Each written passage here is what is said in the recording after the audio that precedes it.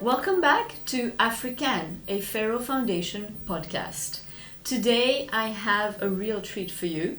This episode is unique in more ways than one. To begin with, you'll be delighted that we have swapped Zoom for a real conversation, which is taking place at the offices of Pharo Management, which is the emerging market hedge fund which finances Pharo Foundation. Secondly, the real unique value of this episode lies in the fact that we are looking at philanthropy from the other side, not from the implementer side, not from the perspective of our communities and beneficiaries. We are looking at it from the perspective of the men and women who have made these decisions to enter the world of philanthropy. So today is all about the dilemmas of a philanthropist. You know, how they choose their causes, how they go about allocating their resources. And for me, when I think about philanthropy, I think of it as being sort of in the middle of head and heart. You know, on the one hand, these are very cerebral decisions about allocation of resources, looking at impact evidence on projects. But on the other hand, there is a very strong emotional component to it, because you're finding out, you know, what causes you're identifying with, you know, what really moves you and resonates with you. And so today we are extremely privileged to have two outstanding development philanthropists with us, and we're going to try and get behind their hearts and their heads. So I hope you will enjoy this journey. So I will kick it off with some brief introductions of our guests, and they will also comment on the nature of their philanthropic activities. So over here I have Jonathan Bayliss, who has a degree from Cambridge University in economics, and since he left university he's been working in finance in London and Tokyo, first as a banker, then as a research strategist, and as an investor most recently.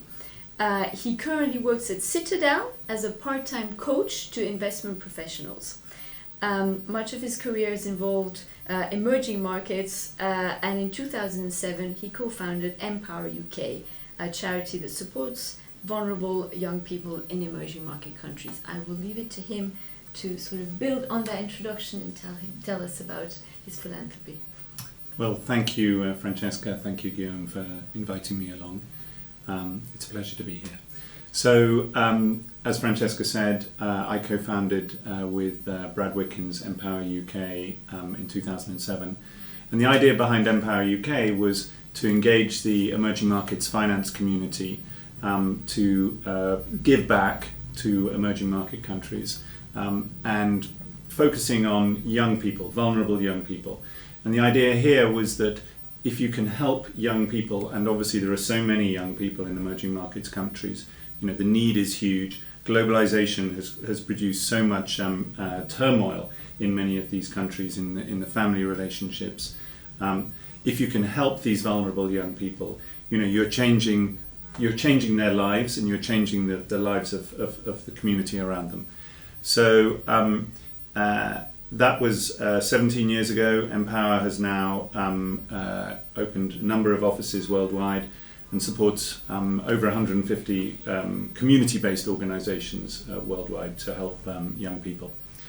And then a couple of years ago, my wife Sarah and I set up our own foundation, which is focused on sort of more personal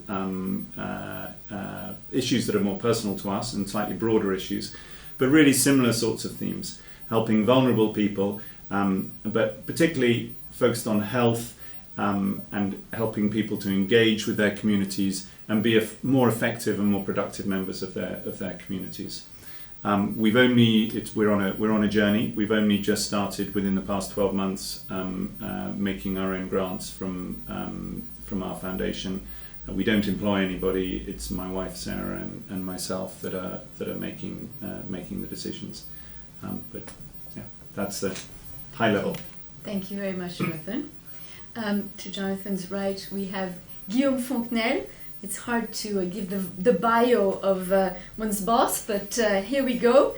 Guillaume is the founder of Pharo Foundation, and he serves as the chair of its board of trustees. He's also the founder and managing partner of Pharo Management, the leading hedge fund firm that we're sitting in today, which is a sister company of Pharo Foundation. So prior to founding Pharo Management in 2000, he was managing director at Merrill Lynch in New York, overseeing trading activities in Latin American markets. He's also worked at Bankers Trust in New York. And he holds master's degrees in both civil engineering and international business from École Nationale des Ponts et Chaussées, as well as a science degree from École Polytechnique in Paris. Guillaume, please tell us about your philanthropic activities. Thank you, Francesca. And thank you for doing this. Your podcast is amazing. I've watched a few episodes, and I'm very proud of you doing that. And it's a pleasure to be with my longtime friend Jonathan here. We've known each other for a while.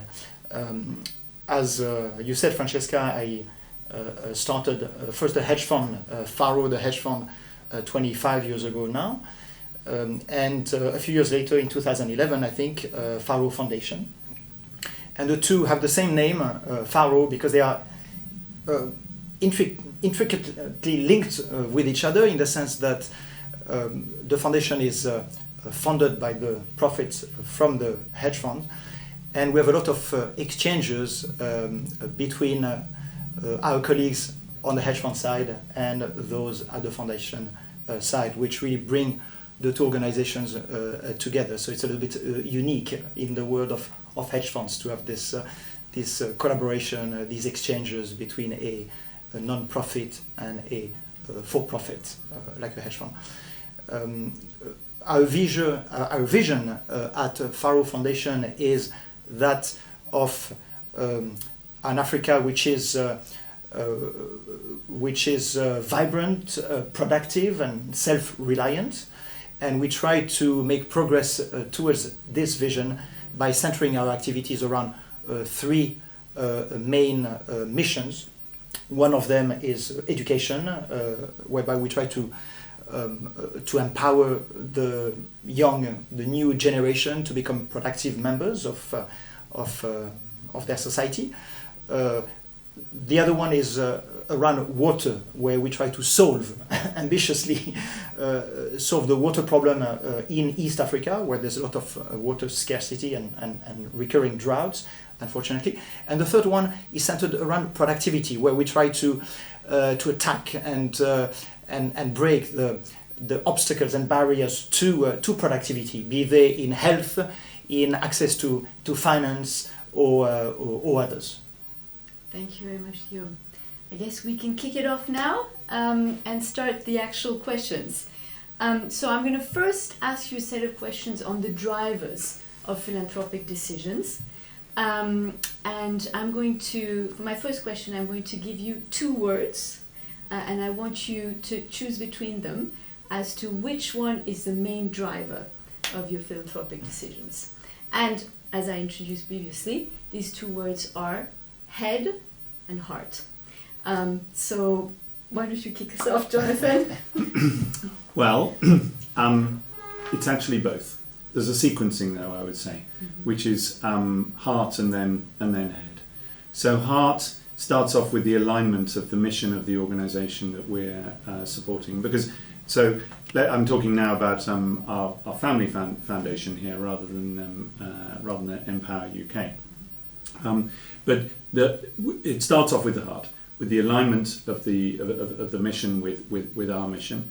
But then also it's as we meet the organisation that we might be supporting, it's the passion of the staff, it's the passion of the volunteers, and the expertise of the staff, which is, I would say, certainly there's some head, but I would say it's mainly heart.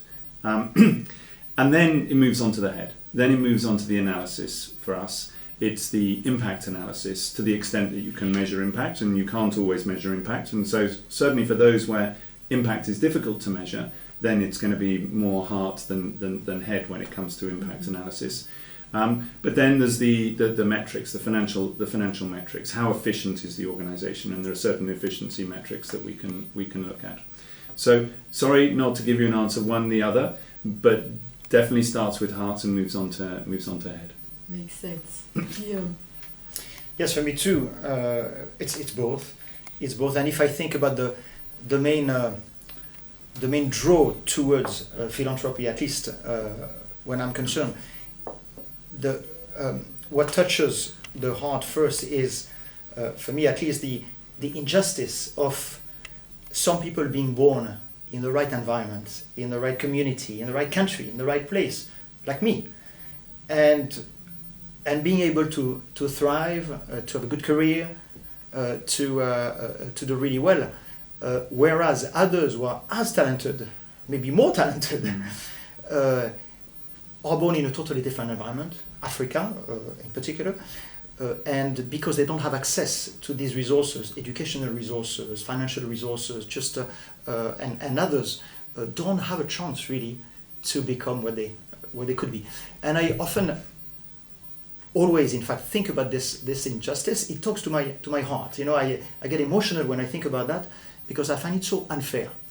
And this is a big drive for me to try to help, as I can, towards reducing a little bit this crucial inequality. But when it comes to the head, my head also plays a role in my motivation to be engaged in philanthropy, because I think that we, and when I say we, I'm talking about we in this region, in the Western world, in Europe, in America maybe. I think that we have an obligation towards Africa, and again I focus on Africa because this is what we do at Pharo Foundation. We have an obligation towards the continent, because we've benefited so much from the continent. We've exploited its resources, its people for centuries, and in most cases to the detriment of these communities. So I think our head should tell us that we need to give back, we need to do something. Of course, remedy the situation is never going to be possible. We can never undo what was done to these people in the past centuries, but at least we can, and we should try to do something about it. Beautiful. Okay, that's a great entrée en matière, as we would say. Okay, second question. I'm also going to give you a choice between two words. The first one is direct delivery, and the second one is grant making. And so I'd like to know from you both, what is your favorite mode of philanthropic intervention, if you like, and why? Yes, so I can start. At Pharo Foundation, we've done both. As you know, Francesca, we've tried both, because when we started 11 years ago, we didn't know anything about philanthropy, and to learn the ropes, we became at first grant givers for a few years. For about 4 years, we were giving money to other organizations that are on the ground, that have teams that can implement programs, and we were working with these organizations in Africa. Sometimes they were international NGOs that had local branches over there. Sometimes they were specific organizations located in various regions in Africa. And this taught us a lot, of course. And if I remember the few things that struck me during this process, are one, the fact that the programs that we were presented with by these organizations, by these NGOs, were too often designed for us, for the donor, to make the donor happy, so that he would give again, and not so much for the communities. And it became clear after a few of these, after funding a few of these programs, that they were not optimally designed for the purpose of helping the community, but they were optimally designed to cater to our buttons, what would make us happy, and of course that was a little bit of a problem for me. So that bothered me. I also noticed that these organizations were relying on their donors, like Pharo, for their livelihood. Typically, these projects are 3-year projects. They can be 1 year, 2 year, 3 year, 5 year, but typically I would say 3-year projects. And once the project is over, the NGO has to move on to another project and raise money again. And as part of these projects, they can pay for their own salaries. And because donors don't like typically to pay for overhead, which is strange because these people need to to be paid, but donors don't like that too much. They prefer to pay for programs. These organizations always try to stuff their own overhead expenses into the programs. And this was also making us uncomfortable because it would muddy a little bit the design of the program, the cost of the program, and it was a little bit disingenuous. So this is another thing that we learn, and that bothered us a little bit, being in the position of grant givers. And then of course, and I will stop there, the measurement of the impact. I thought that this was an area where the system, the sector, this NGO, this non-profit sector is a bit weak. It's not very scientific. Again, it's designed to assuage donors' questions, or so that they would be relatively happy that some impact was achieved, and they could then again give to a next project. So we thought after a few years that we were first in a position to hire our own teams and to design and implement our own programs. And we thought that it would be good because it would alleviate also these concerns and this issue that we had seen while being grant givers. Okay. Jonathan, are you going to bring up the side of the grant making? Yes. So both for Empower UK and also for our own family foundation, it's a slightly different response. Very much in favour of the grant making model rather than delivery ourselves. And really that's a reflection of the fact that Empower UK is global, across 15 emerging market countries, and doesn't have the sort of focus and the depth and the local presence that Pharo has. I mean, obviously, you have a lot of employees who are on the ground and very embedded in the communities. So at Empower UK, or Empower more broadly, because it's a global collection of it's a federation of global charities. We identify local community-based organisations, and we support those. So we're grant making, giving grants to those organisations, also providing management support, some consultancy services to those organisations, and helping them to grow. But it's very much the delivery is being done by them. And we have shifted to a more local model, with our program officers moving out of the financial centres into the local markets and being more embedded in the local communities. But it is still very much a grant-making organisation. With our own personal foundation, we don't have the resources to do the delivery ourselves.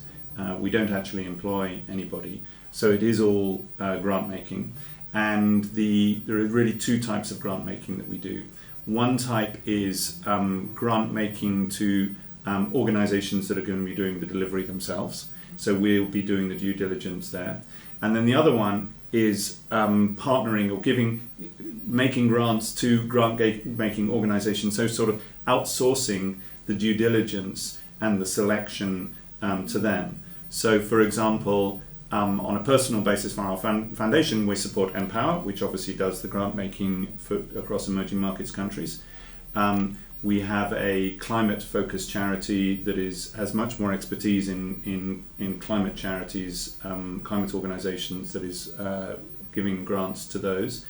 And then hyper-locally, within our own county here in the UK, Surrey, every county in the UK has a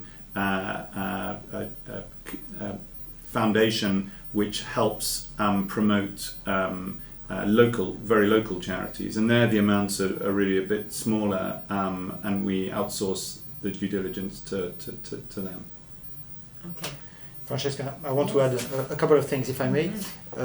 First, as Jonathan said, not everybody has the luxury of being able to design, roll out, and implement their own programs. Obviously, we were not in a position to do so 15 years ago, and most people are not. And giving to these organizations, NGOs, international, local, is obviously a great thing. And despite what I said, I don't want to appear too negative on the sector, because I'm convinced pretty much everyone I've met in the sector really wants to do good. They are here. They are in the business of doing good. So they need to be praised. But it just so happens that some structural issues can develop into such a big sector, and I think that there are a few of these issues that have developed over the years. For sure. Okay, great. Sort of tying up to what you were saying, yes, philanthropy can do an awful lot of good, but it can also do harm if it's not done properly. And so my question here is, how much risk do you take with your philanthropy, in the sense that, you could very well only fund projects where you have a lot of evidence of impact already, or you could do, some sort of take bets on innovations where there isn't that kind of proven record of impact. What do the two of you do in terms of your selection? So we tend not to do, I guess, what you might describe as sort of the more risky type, innovative type of giving. At Empower UK, we are identifying organisations that have maybe only got 2 or 3 years of track record. But obviously what we're trying to do is trying to de-risk that by only selecting organisations that are deeply embedded in the community and where there's a very strong passion and there's a good level of professionalism. On our own family foundation, we're relatively small, so we don't have the luxury of contributing sort of amounts of money that might be needed to generate some innovative developments. And again, there it's we're definitely supporting organisations that do have a track record. They might not need they might not be able to show, or it might be very difficult for them to show the impact or measure the impact. But as long as we feel that it's being very well run, very well managed, and is very aligned with what we're trying to achieve, that isn't necessarily a problem. But what we are doing is we're helping organisations who've got a successful business model, and it might be local, and we're helping them to grow it and to scale it into more of a national-based operation. And we've got several examples of organisations that we're doing there. But I guess that's not innovative, but it's taking successes and growing them and leveraging them. Yeah, also very challenging. Guillaume? Yes, risk-taking is an interesting question in the non-profit or in the developmental sector. And I do believe that most of the organizations that operate in the sector are not able to take too much risk by design, because it's dangerous for them to take risk, lest they fail, and once again the donors on which they depend become upset and no longer want to fund them. So this, I think, limit the risk-taking in the sector. At Pharo, as you know, we are self-funded, and this allows us to take some risk that a typical organization would not be able to take by fear of failing. And we've failed a bunch of time before you join us, after you join us, Francesca. But every time we've learned from it, and we've been able, of course, to carry on, because it was our own funds. Nobody got hurt except us, and we could go on. To mention a few risks that we are taking at the moment around our water mission. While a few years ago we started by drilling boreholes deep in the ground, we realized, and mostly in Somaliland, but also in Ethiopia, we realized that the solution to the water problem in the Horn of Africa probably doesn't run through doing enough boreholes, because the water tables eventually will drop too much, and every year there's an enormous amount of rains that drops on these areas, but it's very condensed. It's very short. Everything gets flooded, and then within days the heat and the drought comes back. So we thought that harvesting these enormous flows of rainwater was probably the way to go. But of course we're not sure that it's going to work, because as far as we know, nobody really has done it on the scale we plan to do it in Somaliland in particular. So this is a risk. So we set out a few years ago to build a bunch of water reservoirs, relatively large ones, maybe 100 meters by 100 by 200 meters, and we want to build dozens and dozens and dozens in the whole country, so that there is a water hole anytime during the year, even in periods of drought. But is that going to work? First, is it going to be practical? Are we going to be able to build this reservoir in very remote areas? And I'm not sure. We'll try. Are we going to build them in the right location so that indeed they get filled during the water season, the rainy season? I don't know. So there's some risk attached to that, and I think this risk a typical organization would not be able to take. Yeah, actually, it's a double risk, really. It's the innovative side and the scaling up of that as well is massive. Right, and of course our hope is to prove that it works, so that it can be replicated then in the rest of Africa, in other countries across the Sahel region that all suffer from recurring droughts, and which unfortunately occur more and more often. Thank you very much, both. I think now I'd like to move on to more general questions on the role of philanthropy at large. And so my first question on that level is, what are the kinds of challenges you encounter when you're trying to change complex systems through philanthropic intervention? Well, I think there can be a number of challenges when you've got complex situations. I think one of the first ones is where you have multiple stakeholders. And here, for example, you might find that if you're working with young people, that there's resistance from parents for various reasons. If you're working with young women, there might again be cultural, gender-related issues, and again issues from parents. So I think it's very important, if you're going to succeed, to be able to understand what all these constraints are, and work with all the parties to try to make sure that everybody understands the benefits of what you're doing. And sort of in line with that, it really needs to be needs based. And what I mean by that is that the local community must have determined that this is a need that really meets what the local community needs.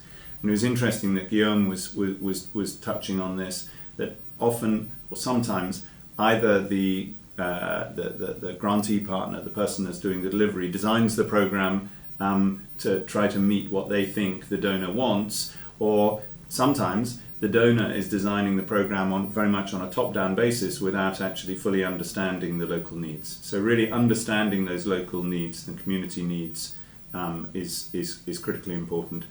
And then if it's complex, you probably need a long-term solution.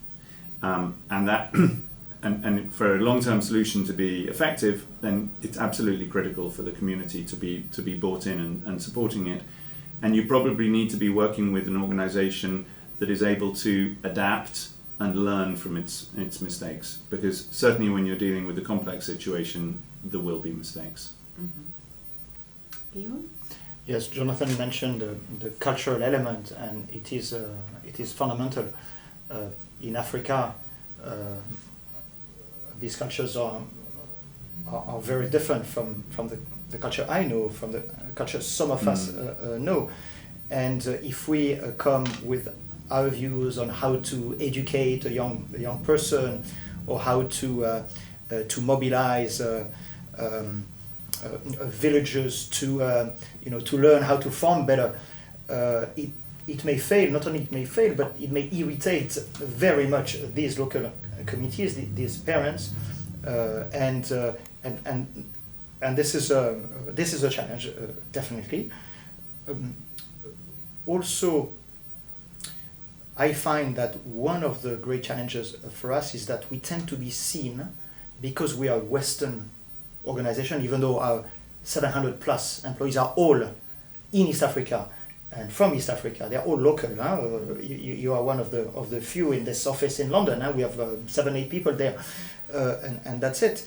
But still, we are viewed by the local communities as a foreign organization.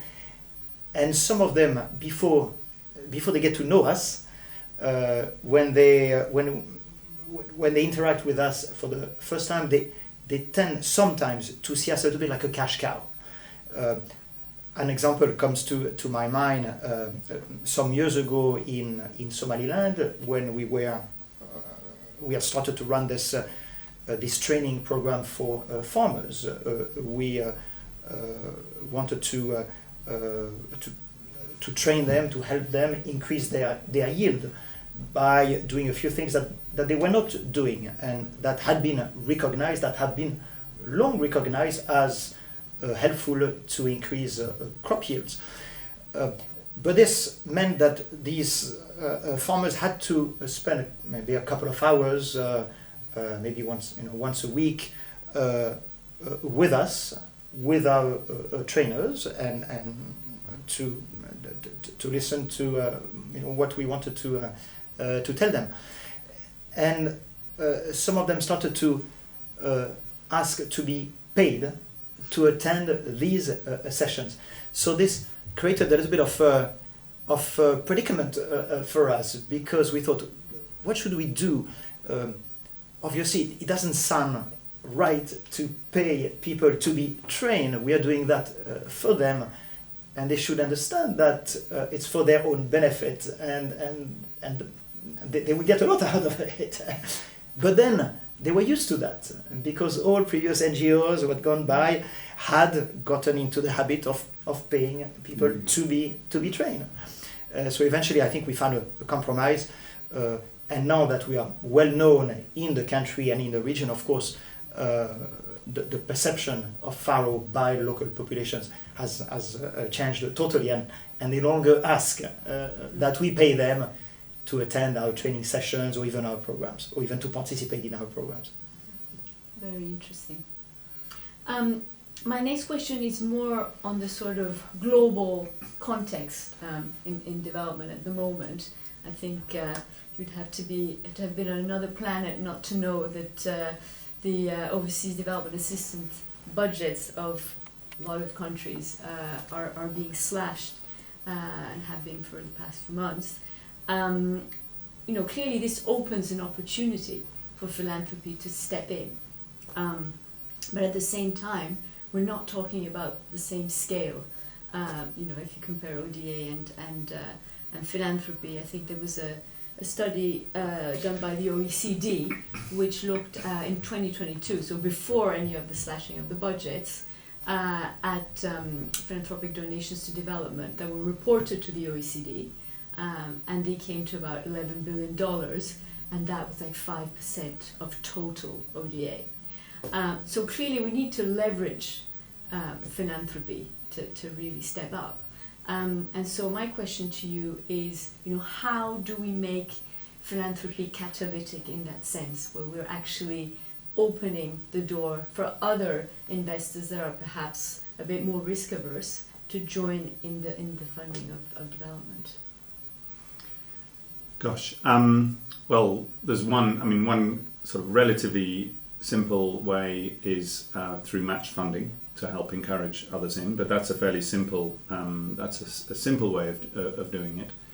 But I think that I suspect that there has been quite a lot of inefficiency with a lot of the government official funding, and maybe if the private sector steps in and gets more involved, then organisations will have no choice but to improve their efficiency, and that is obviously a benefit.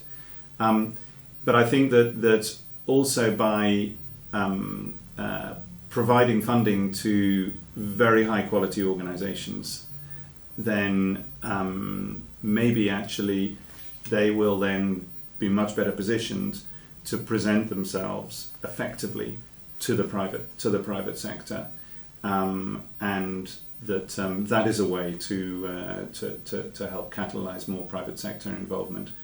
But obviously, we hear stories, we read stories of organisations that are going through very difficult times through having their aid being cut, and I suspect that there will be, unfortunately, a lot more aid cut to a lot of these organisations.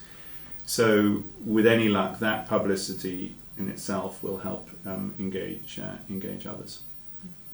Guillaume? Yes, how to be catalytic and to leverage. I think one way is to, as I said earlier, we are hoping that people will emulate us if we do things which are successful, whose impact is clearly there, and that maybe not too many people have tried before. We hope that other organizations larger than ours will find that it's already a bit de-risked to engage in such programs, and will follow our footpath to do it. Also, because Pharo is able to take a little bit more risk, as I said, than maybe a typical organization, we could. We've not done it yet because so far we've been self-funded. In fact, maybe I should say that Jonathan's foundation is the first one who make us a donation, and so in that sense, it's our first financial partner. Thank you very much, Jonathan. By coincidence, just happened to be now. So we've not yet worked with larger organizations and trying to leverage our experience and our risk-taking characteristics with much larger funders. But we want to do that in the future, because this is the way to really have a huge impact. And the way I see maybe our role is a little bit like the equity tranche in a CDO, for those who are in finance, the finance engineers concoct this product where the risk is tranched, and these various tranches carry various degrees of risk. The first tranche, which is often called the equity tranche, is that which takes the most of the risk. If it doesn't work, they get wiped out. And then, because there's this cushion of someone getting wiped out before the next one gets wiped out, it's easier to attract the successive risk investors after that. So I see Pharo a little bit playing this role of equity tranche. We don't mind taking the risk first, and with the hope that then we can attract larger organizations, DFIs, or others who are a bit more risk averse than we are. And I think, I was going to say, actually, before you mentioned it, Guillaume, thank you, that actually that it's Pharo's leadership that has catalysed our support in Somaliland in early childhood education. So, yes, this is an example of success. And while you might be the equity participant in that, I mean, not only did you take the risk, but you also sort of managed the project to becoming successful. And while you might be the equity participant, maybe we're the mezzanine participant, and maybe there will be. I hope there will be others. Joining in. Maybe it's a good moment, if we have 1 minute, to mention this program, which is a program that I love. Pharo runs a bunch of early childhood education centers in Somaliland, with quite a few of them, and we give 1 meal per day in the morning to our children. It's a good meal. It doesn't cost too much, but it's a good meal, and often it's the most nutritious meal that they will have for the day. This, of course, is a draw for families, and a lot of parents want to give us their children, if only for that. But also we've measured the impact of that meal, and it gets into impact measurement, and there's a clear benefit to giving that meal to the children, because we see that their results improve dramatically compared to those who don't get this meal. But this meal costs it's a bit less than $1 per child, but we have lots of children, and it adds up quite a bit at the end of the year. So we started to look for partners, and as I said, Jonathan was the first one to join us and to help us fund this meals program. Interestingly, the government of Indonesia announced a few months ago that they wanted to put that in their budget and fund all primary schools, I think, in the country, which will cost a lot, and this is why some economists are not very happy about that. But it's interesting that a country like Indonesia recognizes that benefit and is ready to spend maybe 0.5% of GDP to do that. Yes, it's a leader in that space, but a lot of work still needs to be done, I think, to sort of see that replicated elsewhere as well. Fantastic. Well, everything you've said until now has already showed, to me anyway, that you are leaders in philanthropy, but I would love to hear, as a final wrap-up answer, how you would say you can lead in philanthropy, and how is your philanthropy strategic? So we've set up I'll start. Empower provides funding for up to 10 years, with and at the end of that program works very closely with the organisations that we support to make sure that they can go on to be sustainable without Empower's support. For our family foundation, we set it up so that we can provide long-term funding to the organisations that we support, and we do provide multi-year funding to a number of them. We also like to choose organisations that we feel can make their own decisions on making their spending decisions, and that we believe that will help their sustainability, because then they can spend that money on the operating costs, which Guillaume mentioned earlier, that some organisations like to put into their program budgets. And if we're funding their operating costs, then they have got a model that they can then leverage and then sell to other supporters who can then fund those programs. And then another thing that we're doing is specifically making a budget allocation to organisations that are going through strategic transformation. And they might be organisations that need funding to pay for a merger, to reduce costs, to get them onto a more sustainable basis. It may be that they need to invest in some expansion to get them to a more sustainable basis. And we think that strategic allocation is also important. Good. Guillaume? For Pharo, Francesca, sustainability is obviously a part of being strategic. I would like Pharo to survive me, to survive all of us. So we need to put both organizations, both sister companies on the right path. And what's a bit unusual when it comes to Pharo is that eventually the hedge fund will be owned by the foundation and therefore will be run or controlled by the trustees of Pharo Foundation. By the way, we are not the only hedge funds closely linked to a non-profit. Right? It does happen. It's not very common, but for example, the Children Investment Fund is a very successful example of that. They started before that their philanthropic effort, and they are extremely successful and impressive. But it is still quite rare in the hedge fund industry to see almost the raison d'être, the reason for being of a hedge fund, being to support a charitable goal or purpose. And in that sense, you were asking how do you want to lead. I hope that this can give ideas to other people, because I think it's a nice